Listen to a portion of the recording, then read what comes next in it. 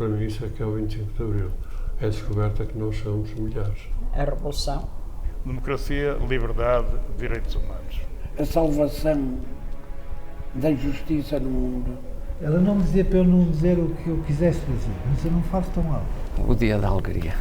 Para mim é muito simples, a mim basta uma palavra: liberdade.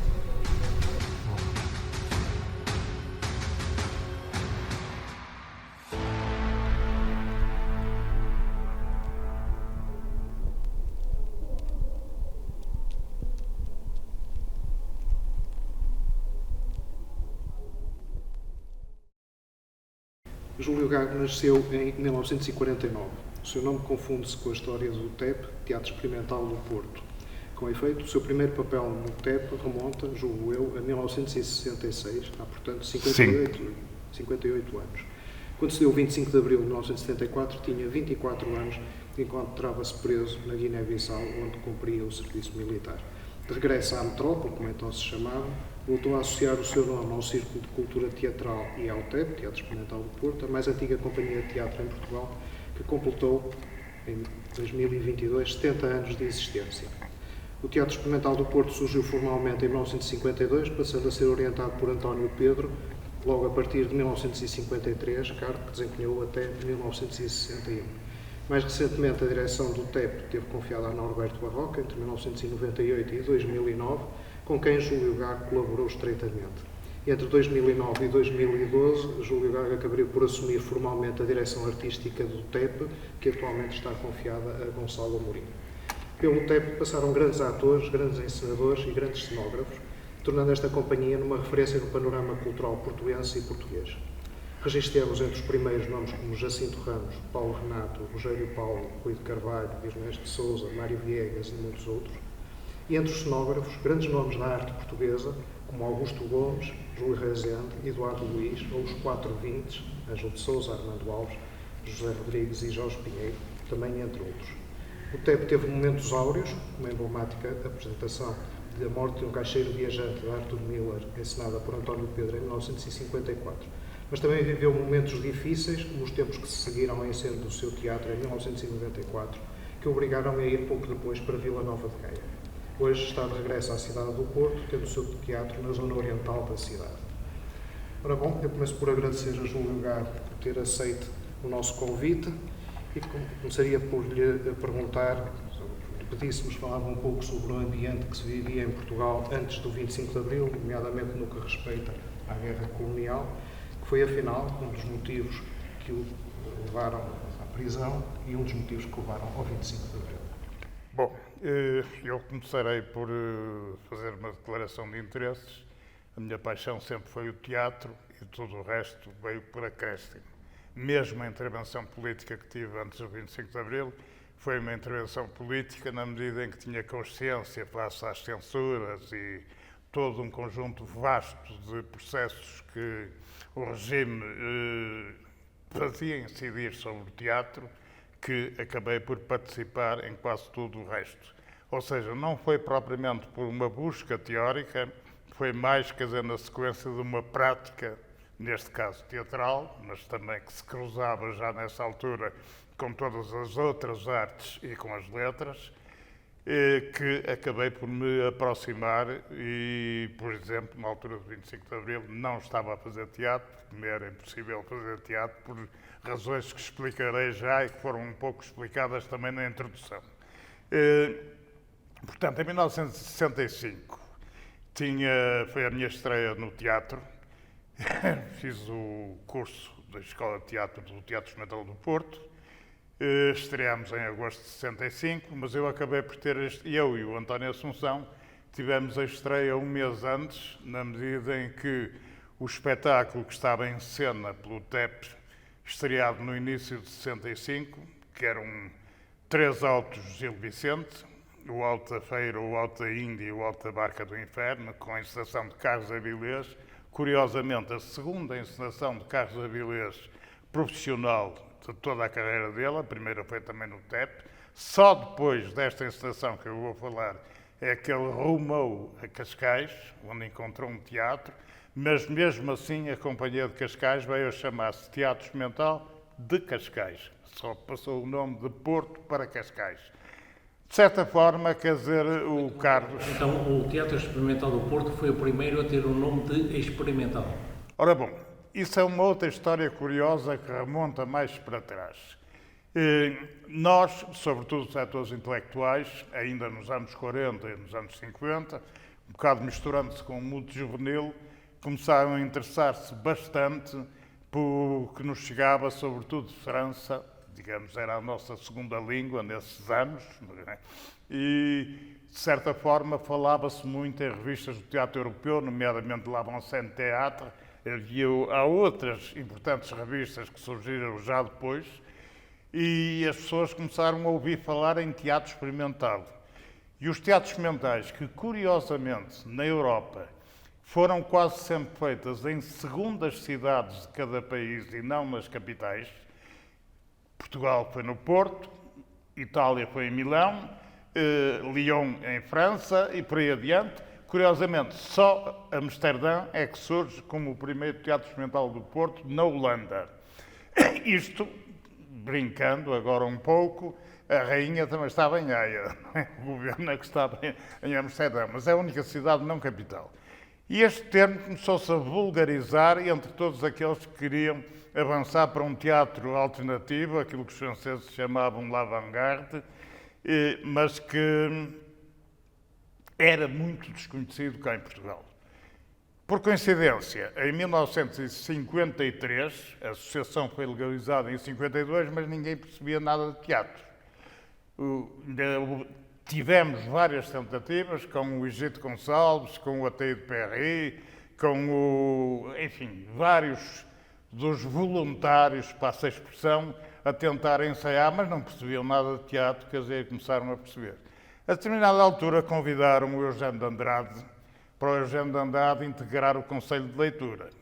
E o Eugênio conta isso até numa das publicações que eu fiz do TEP, que ele depois autonomizou e está incluído num dos livros dele. E ele disse, eu passar a minha vida a ler peças de teatro, nem pensei nisso, com certeza não vou. Agora, quem sabe disso é um amigo meu, que é o António Pedro, que se zangou com o teatro em Lisboa e que está lá em cima em Moledo, e, portanto, eu posso servir de intermediário para falar com o António Pedro. O presidente da direção, o primeiro presidente da direção do TEP, era o Alexandre Babo, que, além de advogado, é também um autor conhecido da literatura portuguesa. E o Alexandre Babo e o Eugênio rumaram a Moledo do Minho, Conselho de Caminha, claro, e foram falar com o António Pedro. O António Pedro mostrou algumas, porque ele tinha saído de Lisboa farto. Há uma coisa curiosíssima, que até, por exemplo, o Carlos Wallenstein conta num dos catálogos de exposições de homenagem ao António Pedro, e um dia o António Pedro decidiu não fazer mais teatro em Lisboa. Então chamou um grupo de amigos e jornalistas para a porta do Parque Mayer, que era o grande centro teatral do Teatro Ligeiro em Lisboa, e fez um grande manguito e disse, o teatro para mim acabou. Entretanto foi para Moledo e em Moledo virou-se para uma coisa das poucas em que ainda não tinha entrado, a cerâmica. E ele era já reconhecido não só a nível nacional como internacional, como grande poeta, como grande pintor, como escultor e com uma quantidade de outras vertentes, e até como homem de teatro. Mas a cerâmica resolveu. Começou por experimentar fazer cerâmica na fábrica de Viana do Castelo, que ainda hoje existem rescaldos dessa fábrica antiga, e depois montou uma oficina na própria casa dele, na Avenida de Santana, em Moledo do Minho. Essa oficina, de certa forma, veio inovar a cerâmica. Não é por acaso que, salvo erro, em 51 ou 52, três dos grandes amigos do António Pedro, o grande fotógrafo Fernando Lemos e os pintores e ensaístas Fernando de Azevedo e Marcelino Vespeira, organizam uma exposição em Lisboa, num edifício que era na altura controlado, eram os Elgos de França, e fazem uma exposição de homenagem ao António Pedro.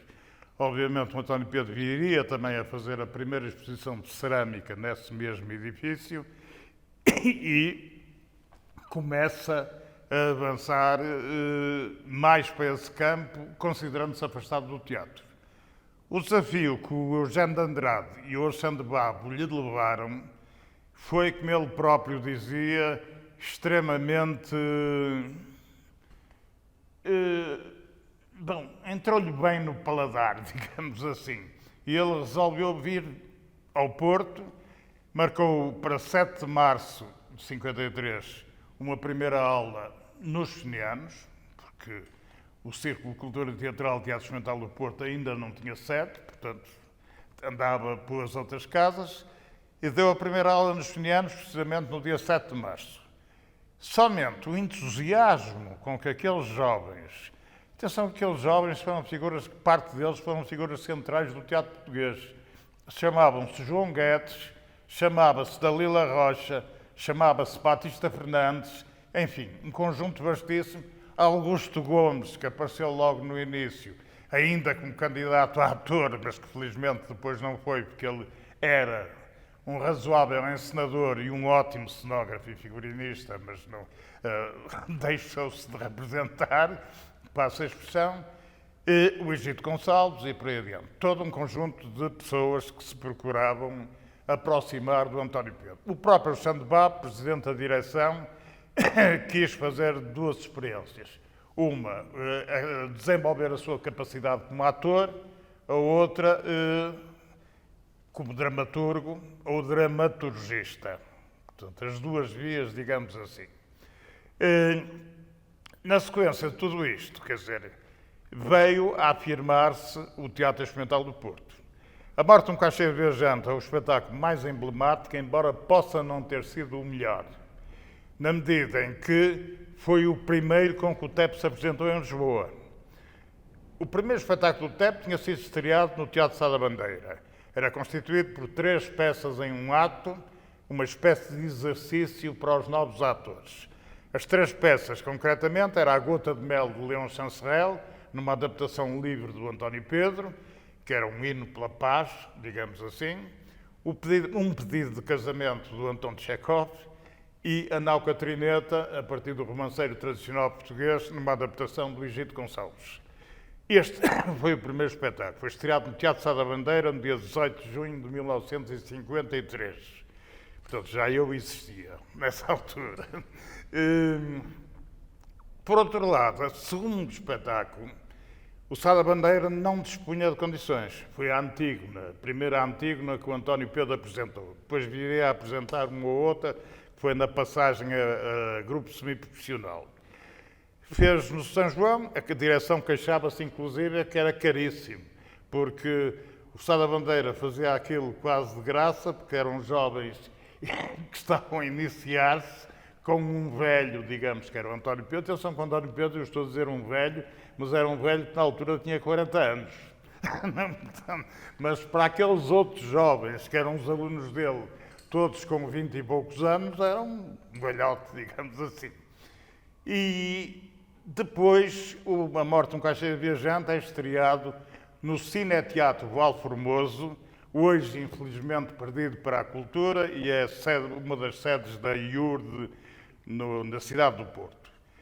O Pedro desenvolve A Morte de um Caixeiro Viajante, consegue com os seus conhecimentos, e até porque ele tinha trabalhado no Teatro Apolo em Lisboa. O Teatro Apolo, infelizmente, foi destruído em 1957 e hoje só é uma referência, mais nada. Eu tenho várias fotografias, mas só é possível mesmo ter fotografias do teatro e mais nada.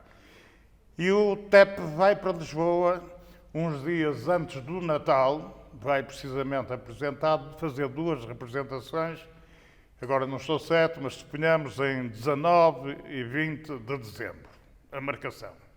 Aquilo foi de tal ordem que até no dia de Natal, no dia 25 de dezembro, acabou por ser repetido mais uma vez. Porque realmente, quer dizer, o Luís Francisco Rebelo já tinha dito em relação ao primeiro espetáculo que era uma pedrada no charco do teatro português e que era preciso estar atento porque realmente houve uma transformação radical no teatro português.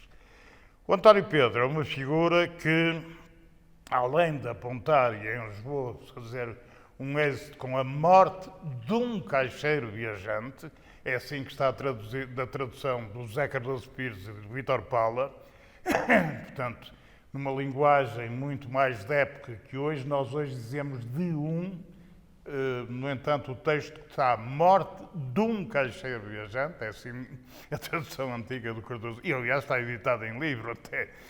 E o Pedro vai introduzir no teatro português uma coisa indispensável. É, como eu costumo dizer, a única revolução estética do teatro português no século XX, e no século XXI ainda não houve nenhuma. E o que é que significa a revolução estética? Significa que introduziu no teatro português a encenação moderna. Aquilo que ele, no exílio que passou em Paris entre 34 e 36, em que se aproximou assinou o Manifesto Dimensionista e se aproximou dos surrealistas, e, portanto, ele é realmente o introdutor do surrealismo em Portugal, por mais que o Mário Cesarini queira espernear, mas a verdade é que foi o Pedro que fez. E a primeira exposição em Portugal foi em 40, feita pelo António Pedro, o António da Costa e a Pamela Boden, que era uma escultora inglesa que estava de passagem por Lisboa, apresentaram a primeira exposição surrealista em Portugal. Entretanto, o Pedro vai fazer essa única revolução estética do teatro português. E o que é a revolução dele? É a introdução no teatro português da encenação moderna. E o que é a encenação moderna? É a unidade de todas as facetas do espetáculo, desde o ator com o seu corpo, a sua voz e o seu movimento, até à cenografia, aos figurinos, à luz, ao som, e mais tarde começariam a aparecer outras inovações tecnológicas também introduzidas nessa mesma base, sob uma nova direção. Aquilo que normalmente era dirigido ou por um ensaiador, ou por um ator principal, ou coisa do género, passa a ser dirigido pelo encenador. Mas a unidade de todas essas vertentes sob a direção do encenador é o António Pedro que a faz. E é um grande, digamos, passo no teatro português. Até hoje não há mais nenhuma revolução estética. Há variações sobre a forma de interpretar textos e levá-los à cena. Não há propriamente isso. E, portanto, o Pedro estará durante os primeiros 8 anos. Aspectos principais. É criado o primeiro teatro de bolso da Península Ibérica. Há bocado eu falei vagamente dos teatros de bolso que se ligavam aos teatros experimentais. Salas de pequena dimensão, normalmente entre 100 e 300 lugares.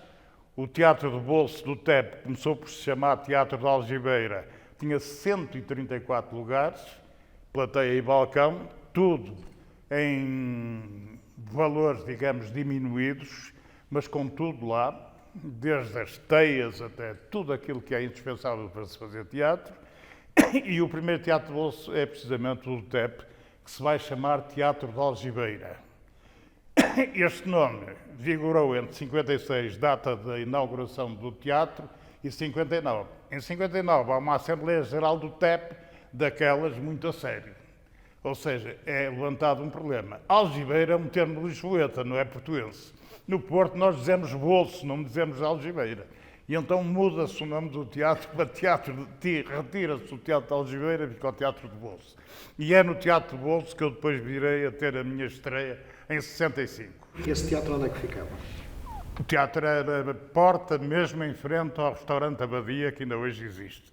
Era a porta em frente, neste momento está lá um vidro apenas, é um outro processo. Em 1980 a direção de então entregou o teatro à União de Bancos Portugueses, que era a entidade que, portanto, o TEP tinha aquilo arrendado só.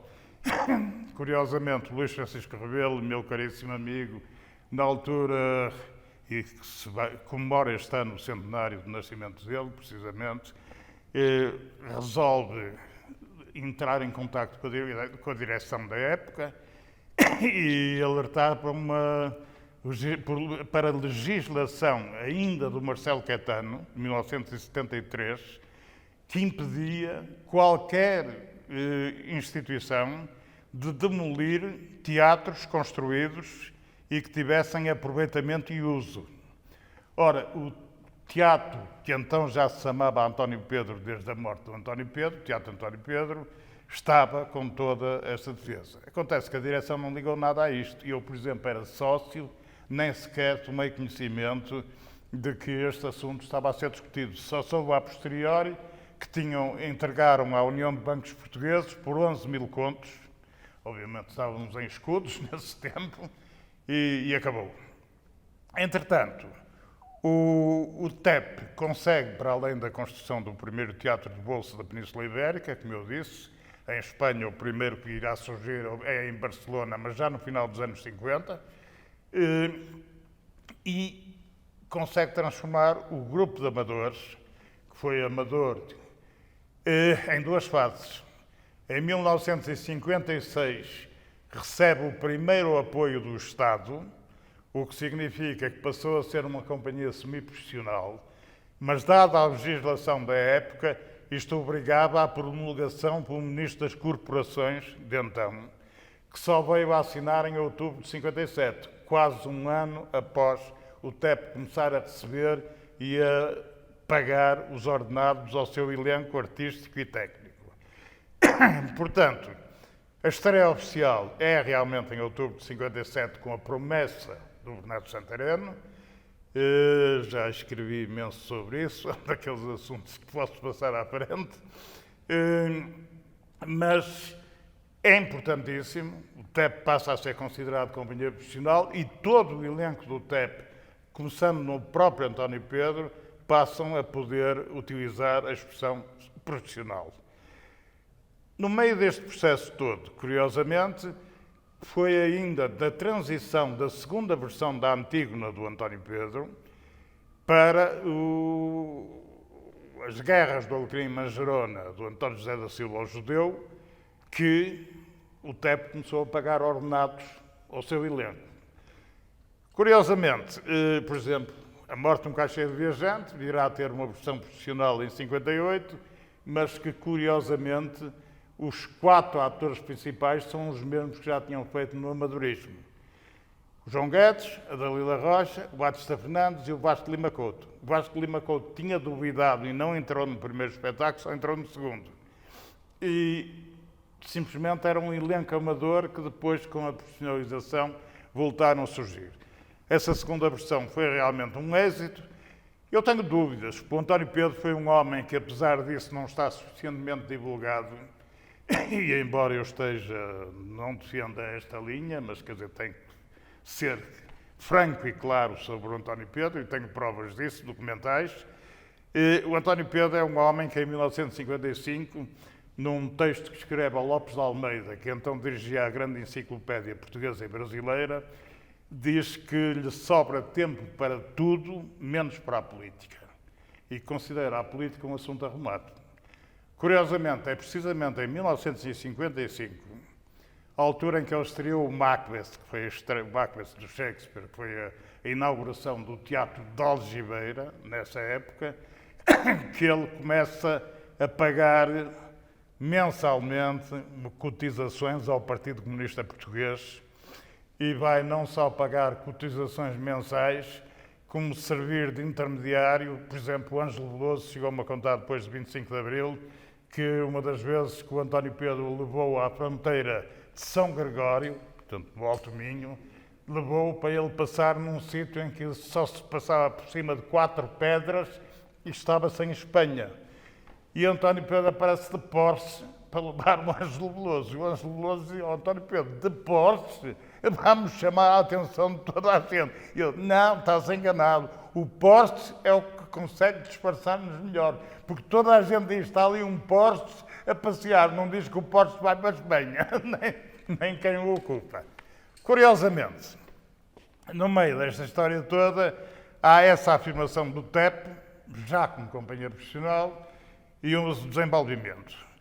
O TEP recria novas escolas, ainda em 1956, 7, 8, com grande qualidade, na medida em que chegou mesmo no início de 59 a ser apresentado um projeto para uma espécie de constituição, passo o exagero que eu vou dizer, de conservatório de teatro no Norte, já com um leque de professores suficientemente conhecidos na época, além do António Pedro, que foi o primeiro diretor, depois passou isso para o Denis Jacinto, outra figura central do teatro português, mas nos professores estava o Augusto Gomes, que já era então professor da Escola Superior de Belas Artes do Porto, atualmente é faculdade, mas na altura era a Escola Superior, e outras aulas eram dadas por pessoas como Oscar Lopes, por exemplo, sobre a questão sobretudo da literatura e o teatro, as relações, e, bem, não vale a pena estar a desenvolver aqui quem eram os professores, etc. Eu vim a cruzar-me com alguns deles em 1964-65, quando fui para a escola do TEP. E aquilo era rigoroso, ou seja, a maioria das aulas eram à noite ou ao final da tarde, porque eram alunos amadores, obviamente tinham cada um o seu emprego. E eu era estudante, por exemplo, nessa altura, e começamos a ir, alguns foram escolhidos para o primeiro espetáculo do Carlos Avilés, que foi A Carta Perdida, do Ionluca Caragiali, um grande dramaturgo romeno, muito anterior ao estabelecimento da Roménia como democracia popular, é melhor utilizar a expressão que foi usada, e que levantou mesmo assim alguns problemas na censura, e foi preciso explicar aos senhores da censura que este autor romeno era do século XIX, portanto não tinha nada a ver com marxismos, leninismos, nem com nenhuma dessas histórias. Pronto, mas o espetáculo foi feito, foi a estreia profissional do Carlos Avilés. Depois a seguir fizemos o espetáculo vicentino. O espetáculo foi apresentado no Porto, Lisboa e, como acontecia com todos os espetáculos do TEP nessa época, uma itinerância pelo país em que praticamente o TEP bateu uma grande parte daquilo que hoje consideramos os 308, acho que é 308, concelhos do país. Portanto, havia uma centralização, digamos, da atividade da companhia. E o senhor já entrou nesse espetáculo? No espetáculo vicentino não entrei inicialmente, mas precisamente em julho a Câmara do Porto compra um ciclo de 15 representações desse espetáculo, bem como mais 15 dos Brossauros do Silvano Ambrogi, que era a encenação de João Guedes, e eu e o António Assunção somos convidados a substituir dois dos atores que não podiam fazer essa reposição no Teatro Sá da Bandeira. E, portanto, durante 15 dias acabou por ser a minha estreia, um bocado assim, como reposição e de última hora, digamos a minha e a do António Assunção, e lá fizemos o espetáculo e essa foi, no fundo, a minha estreia. Eu normalmente costumo dizer que essa foi a minha pré-estreia, digamos assim, na medida em que foi um espetáculo em que fui fazer uma reposição, fomos substituir, eu e o António Assunção, substituímos duas pessoas que tinham se afastado do teatro, o Manuel Ferreira Dias, grande escultor e autor de muitas esculturas conhecidas aí da cidade do Porto, desde o Ardina da Avenida dos Aliados, que agora, salvo erro, não está lá, não tenho passado ultimamente, por causa das obras do metro, e autor da Virginia Moura, que está em frente à PIDE e por aí adiante. O outro era o... Estou com um lápis de memória, esqueci-me do nome do ator que o António Assunção substituiu e que era uma figura que depois veio a ser professor da Faculdade de Letras da Universidade de Coimbra e optou pelo ensino e não pela continuação no teatro. Portanto, é assim que eu apareço. Imediatamente a seguir à estreia desses dois espetáculos, por um lado o espetáculo vicentino dirigido por Avilés, por outro lado o Avançado Centro Morreu ao Amanhecer, do Agostino Cusani, que foi o espetáculo de escola. Continuamos a fazer os espetáculos de escola e estreámos, como estava previsto. Foi em agosto, portanto um mês depois, e logo a seguir eu sou contratado e fico na companhia profissional, primeiro como técnico, depois como ator, depois como técnico novamente e por último como assistente de encenação do Fernando Guzmão, em 66, 67, e do João Guedes, em 67, 68. Em 68, abandono o TEP, numa altura em que sai o João Guedes, sai a Fernanda Alves, e eu, de certa forma, eles eram as minhas maiores referências. A Fernanda Alves, ainda hoje considero que foi a minha melhor amiga, e, portanto, fomos para Lisboa e mudamos de vida, digamos assim. Em Lisboa estive mais ligado ao rescaldo de quem tinha feito parte do Café Gelo, do grupo de Café Gelo, ou seja, à fase dos surrealistas do final dos anos 50, que entretanto, por zanga com o Café Gelo, tinham passado para o Monte Carlo e eu vou encontrar o mesmo grupo no Monte Carlo. O Cesarini, o Cruzeiro Seixas chegou pouco depois e todo o grupo tradicional, Dr. José Forte, Virgílio Martinho, Manuel de Castro e por aí adiante, figuras centrais de uma certa literatura e de uma certa arte em Portugal, considerada alternativa e que, no fundo, eram os surrealistas. Portanto, foi essa gente que eu acabei de me ligar. Paralelamente, trabalhei no Teatro da Trindade, com o António Manuel Couto Viana e com o Teatro Gerifalto, ou seja, andei a fazer peças para as criancinhas, que misturado com sessões de teatro radiofónico. Cheguei a participar várias vezes no Teatro das Comédias da emissora nacional, que era como se chamava RDP na altura, assim como participei em várias peças. Eu costumo dizer que atualmente sou um ator da RTP Memória, porque sou a RTP Memória que me mostra em algumas dessas peças e, portanto, de vez em quando lá apareço. Portanto, quer dizer, há essa transição. Nessa altura, eu entrei para o Partido Comunista em 65, saí em 69. Isto é importante situar, porque no final da campanha de 68 eu tinha entrado em contradição interna com o Partido Comunista após a invasão da Checoslováquia. Que foi em 68, como é sabido. Esse assunto levantou-me grandes problemas. Eu estava numa célula em Lisboa ligada ao setor intelectual, era controlado pela Fernanda Alves, precisamente, minha grande amiga, e por Rogério Paulo, como acima dela, digamos assim, e de repente tínhamos as eleições de 69, não era a altura de qualquer saída. Mas as eleições de 69 foram em outubro, não me recordo da data, mas sei que foram em outubro de 69, e logo a seguir eu cortei com o Partido Comunista, até hoje. Depois vim a ser companhão de ruta durante muitos anos, mas votante, mas nunca mais militante na vida. E eu, aliás, sinto-me desfasado dessa linha orientadora. Mas, de qualquer forma, foi a forma que eu encontrei como poder ajudar o teatro. Eu, durante os 4 anos que tinha passado no TEP, tinha sido confrontado com cortes verdadeiramente anedóticos de peças de teatro e por aí adiante, que eram feitos pela censura. Por exemplo, só conto 2 histórias da censura, mas já serão o suficiente para valorizar isto. No Look Back in Anger, portanto, O Tempo e a Ira, na tradução de Zé Paulo e Carmo, que o TEP fez com a encenação do Fernando Guzmão, a Isabel de Castro decidiu-se que ela entraria com umas calças. Calças. Tínhamos senhoras no Porto e em Portugal a andarem de calças desde os anos 50. Nós estávamos cheios de medo porque o Guzmão resolveu introduzir 2 imagens iniciais que correspondiam precisamente às bombas de Hiroshima e Nagasaki. Era o princípio para se mostrar depois os Angry Young Men, ou os Jovens Furiosos, como nós dizíamos em português e dizemos ainda hoje, e de certa forma introduzir-nos no meio do John Osborne. Acontece que viriam a surgir 2 verdadeiras anedotas. Logo na leitura, da aprovação do texto, a censura proíbe-nos não só utilizar na sonoplastia como fazer qualquer referência aos sinos. Obviamente ninguém percebeu porque é que não se podia dizer os sinos, porque eles dizem várias vezes na peça o sino está a tocar e não sei o que mais, é porque morreu alguém, qualquer coisa assim do género.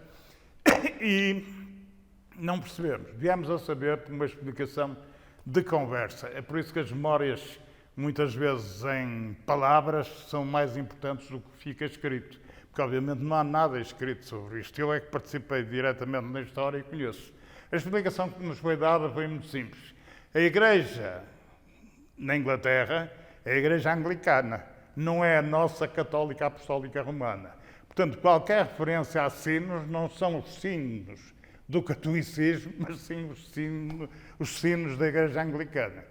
E, portanto, proibiram isso. No ensaio propriamente dito, viriam a proibir uma outra coisa. A Isabel de Castro não poderia entrar de calças. Justificação do censor. As calças são uma peça de vestuário masculino e não feminino. Relembro o que disse há pouco, em Portugal já havia muitas senhoras a usarem calças desde os anos 50. Estávamos em 1967 quando estreamos o Look Back in Anger. Desculpe só interromper. Então, o censor estava presente no ensaio geral? Antes do ensaio geral havia um ensaio para a censura, coisa que só existiu em Portugal durante esse período em que tínhamos censura.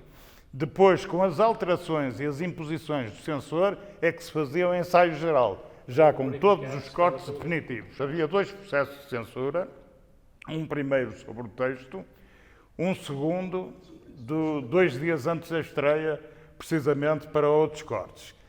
E um deles, obviamente, tivemos que arranjar uma sainha rapidamente para a Isabel de Castro, que era a Isabel de Castro que fazia o papel da Ellison, e a Isabel lá foi com uma sainha, que nem sequer tinha nada a ver com os figurinos, quer dizer, foi preciso ir ao guarda-roupa, ela não pode entrar de calça, etc. Mas eu posso dizer-lhes, hoje que já passaram, de 67 para cá, já passaram 55 anos, salvo erro, 56, a verdade é que a Isabel, a partir do segundo dia, porque na estreia aparecia sempre alguém da Direção-Geral de Espetáculos, que na altura, Direção-Geral de Cultura Popular e Entretenimento, era assim que se chamava nessa altura. Aparecia alguém e, portanto, fez-se com sainha. Depois passou a fazer-se com as calças, porque era o que estava previsto, e mais ninguém chateou.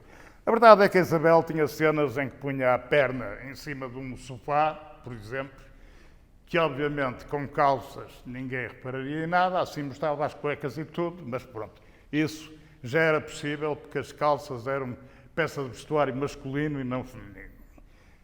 Na sequência de tudo isto, eu regresso ao Porto. Venho precisamente para fazer a campanha de 69, eu estava a viver em Lisboa, como tinha dito, e venho precisamente e saio do Partido Comunista após essas eleições. Tentei criar no Porto um grupo da Cicuta, Círculo Cultural de Teatro em Ação. Este grupo foi criado a partir da criação da antologia da novíssima poesia portuguesa. Era coordenado por 2 jornalistas, que na altura ainda não eram jornalistas, o Jorge Massada e o José Augusto Queiroz, que chegou a ser diretor do Público, mais tarde, e que já morreu. Massada não, Massada está cá.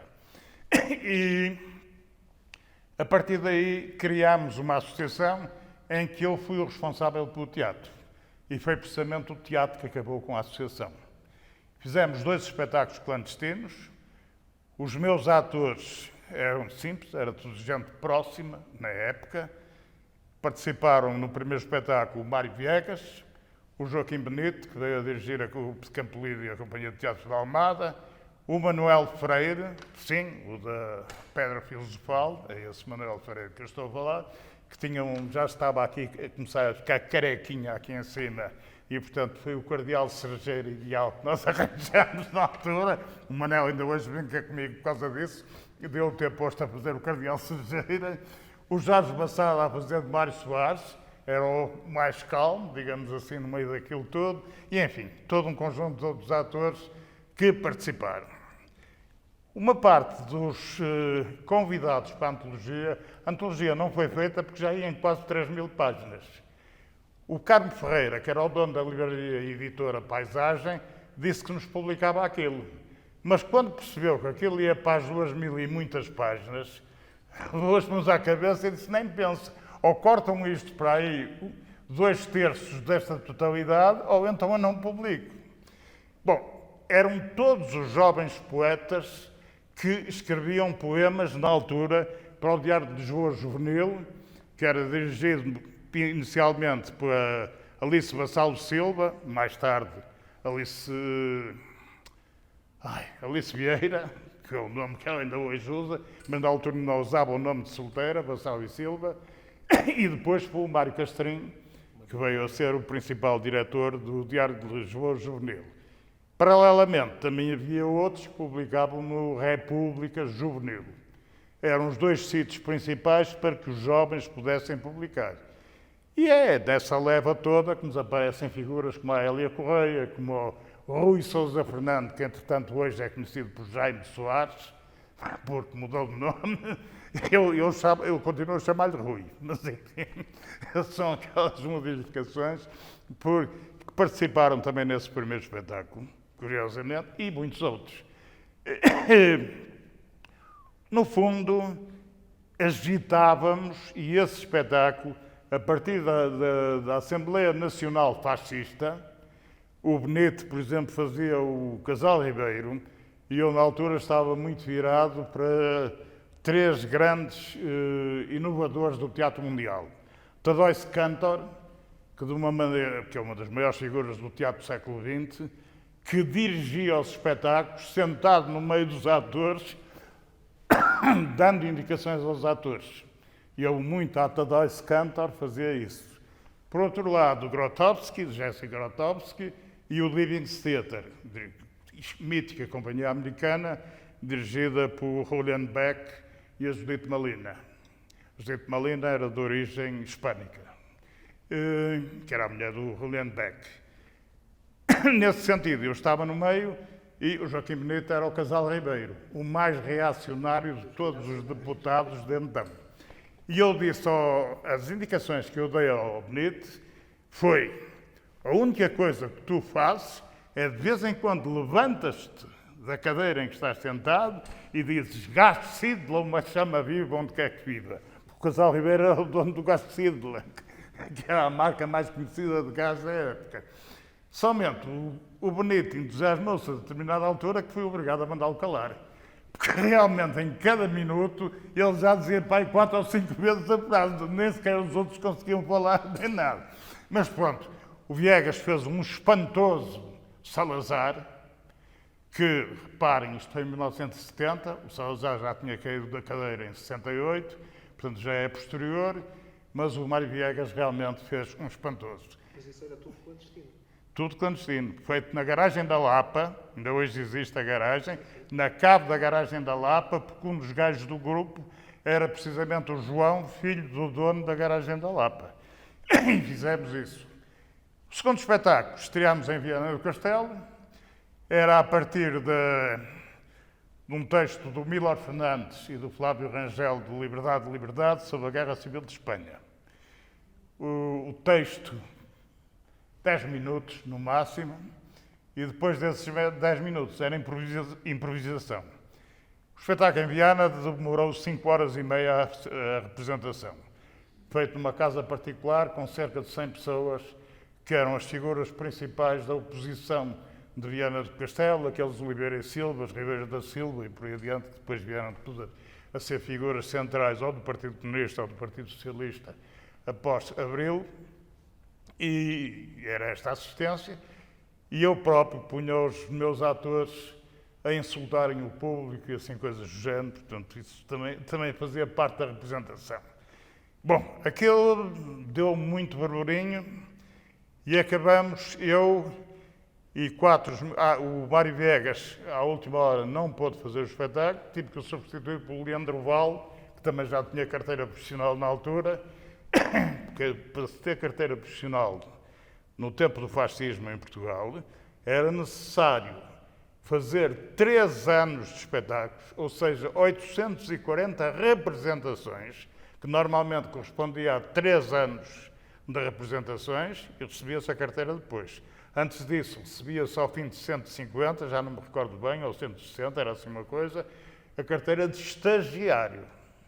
E depois é que se passava a profissional. E o Leandro Val era outro profissional que já existia na época e foi ele que me substituiu o Mário Viegas nesse espetáculo.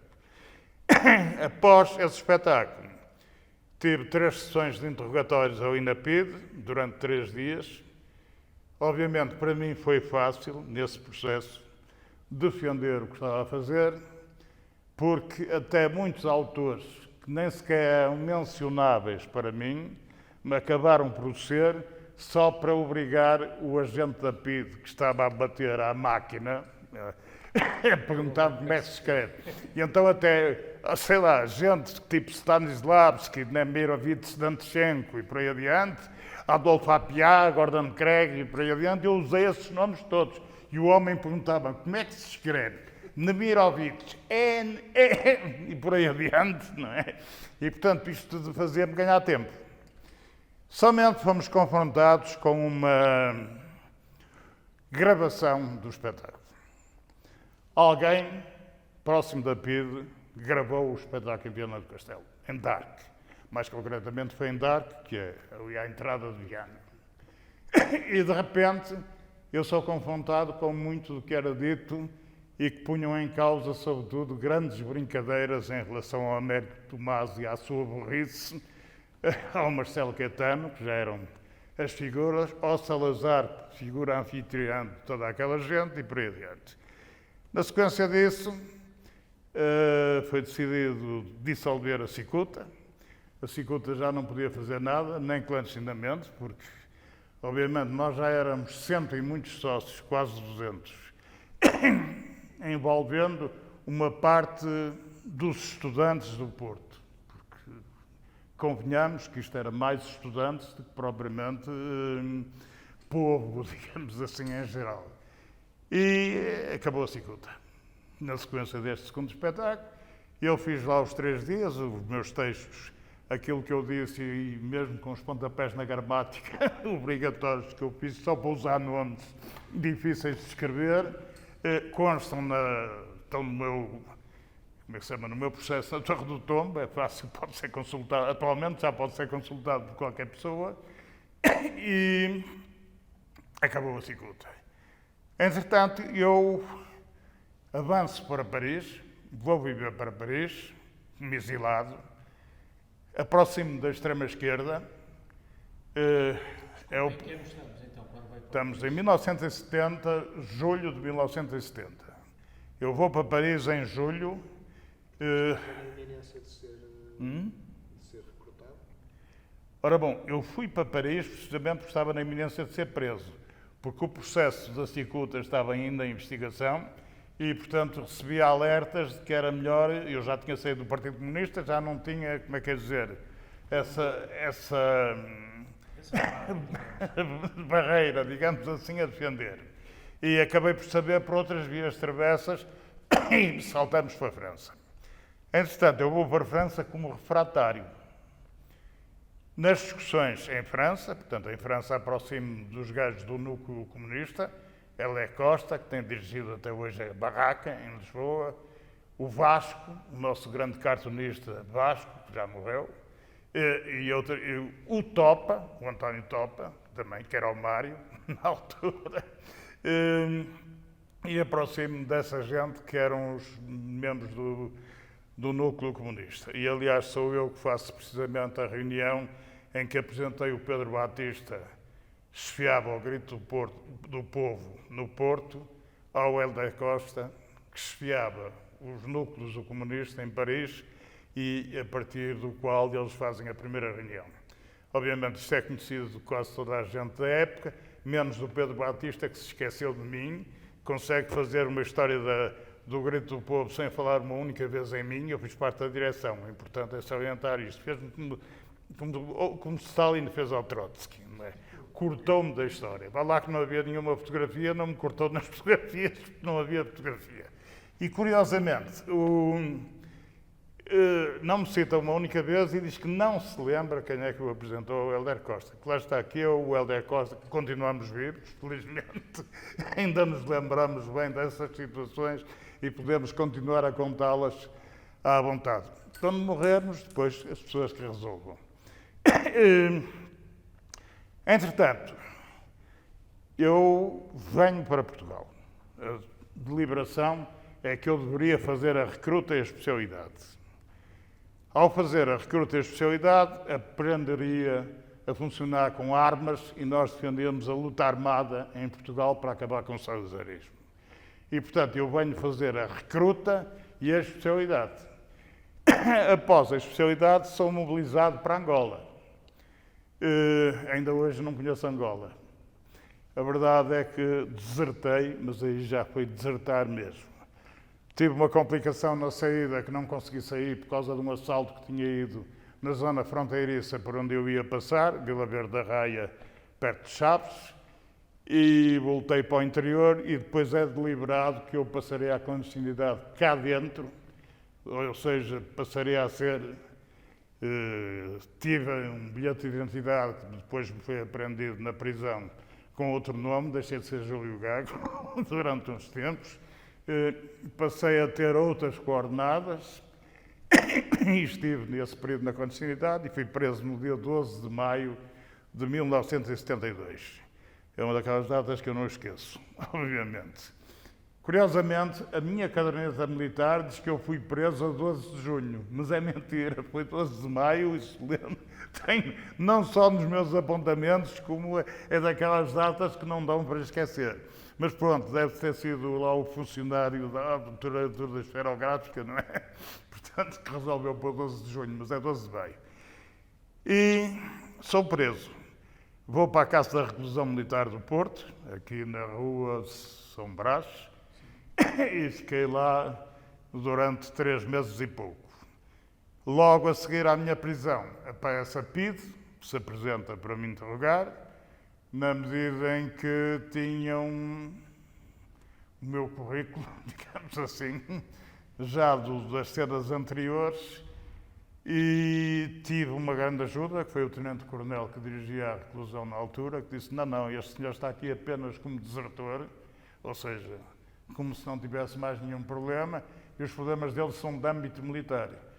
Não forneceu dados sobre instrução, daí ser soldado apenas, não, e desertou, e simultaneamente desertou levando a farda, porque obviamente a farda era para depois ser usada pela organização e não por mim, claro, mas pronto, também roubei, passa a expressão, a farda. Entretanto, o clássico nessa altura foi o que atingiu também a mim, 3 anos e 4 meses de prisão, até um ano antes eram 3 anos, 8 meses e 15 dias. Na altura o regime, com o Marcelo Caetano, tinha adocicado a pílula e passou a ser 3 anos e 4 meses de prisão efetiva e 2 anos de degredo militar a cumprir numa das colónias. Portanto, acabo por ir da Casa de Reclusão do Porto para a prisão militar de Évora e daí para a Trafaria, que era uma das principais figuras que eram presas em termos militares, era a principal prisão militar, passa a expressão que tínhamos em Portugal da época, que era a prisão da Trafaria, ali nos arredores de Lisboa, como é sabido.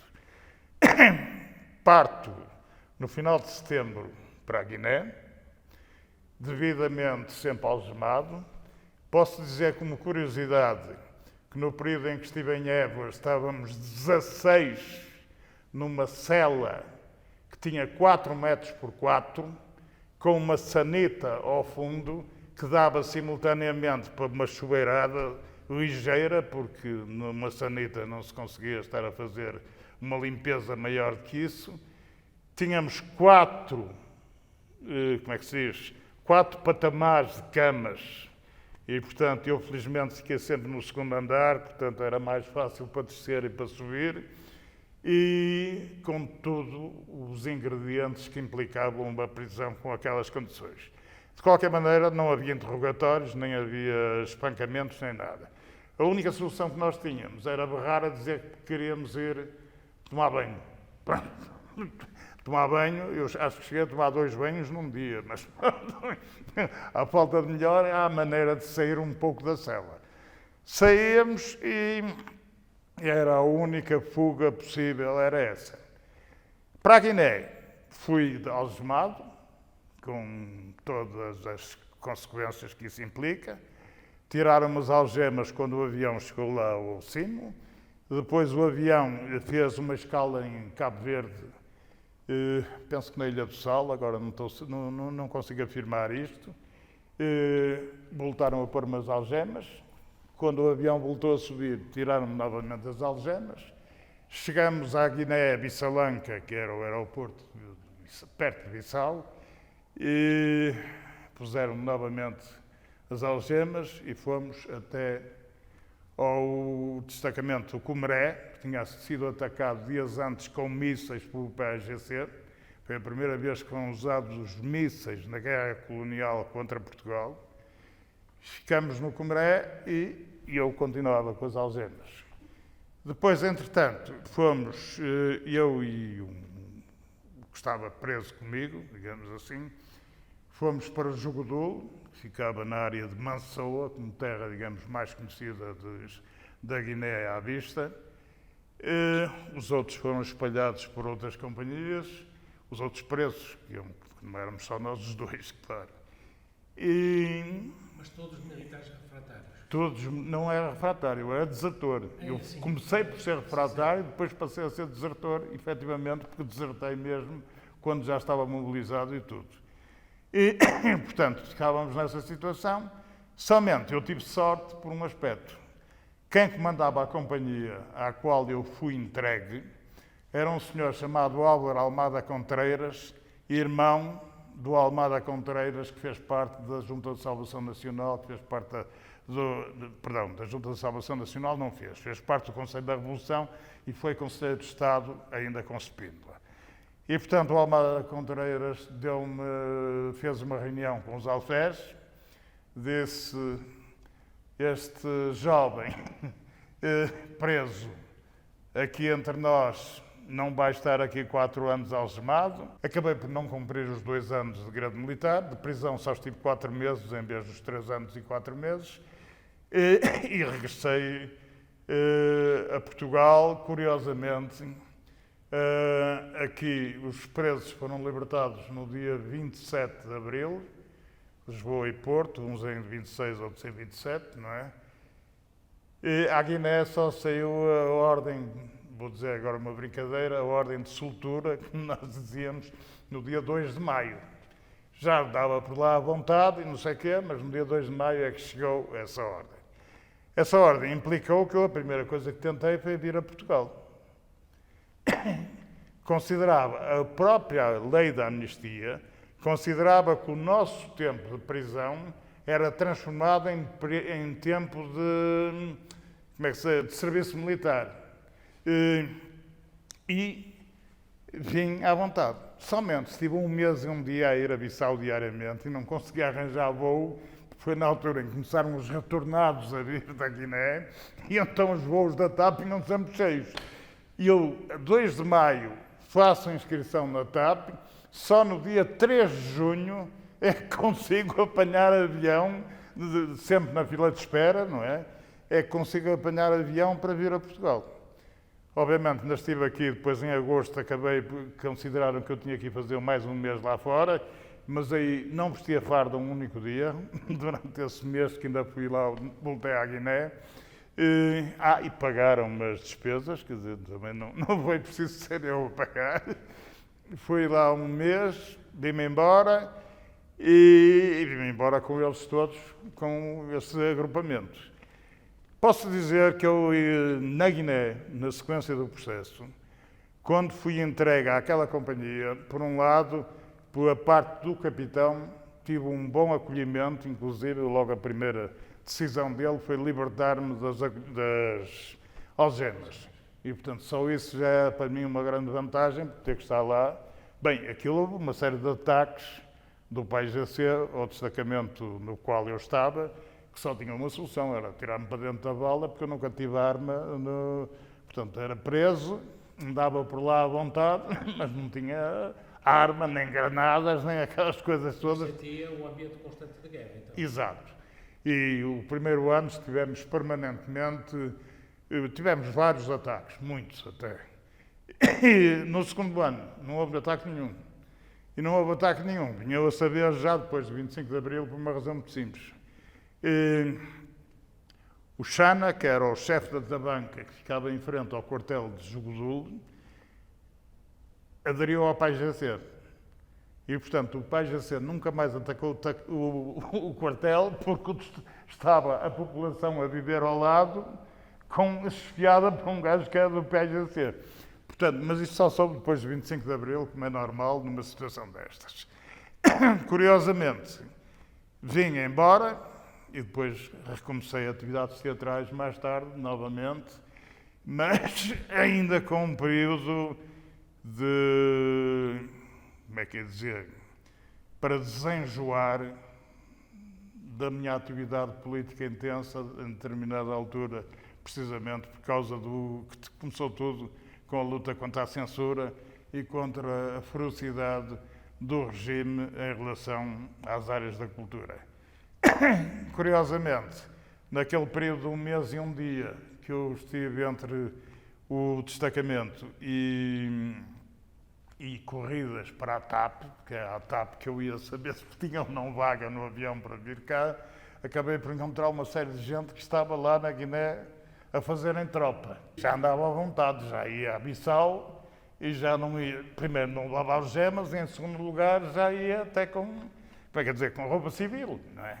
E portanto era uma situação totalmente diferente. Portanto, de certa forma é isto. Num resumo resumido. Fazia só uma última pergunta que estamos a fazer a todos. Se dispusesse apenas de uma frase, como é que definiria o 25 de Abril? O 25 de Abril, eu direi que se consubstancia em 3 questões centrais: democracia, liberdade, direitos humanos. Acho que isto não tinha pensado nessa frase, foi atirada. Muito bem. Também foi uma honra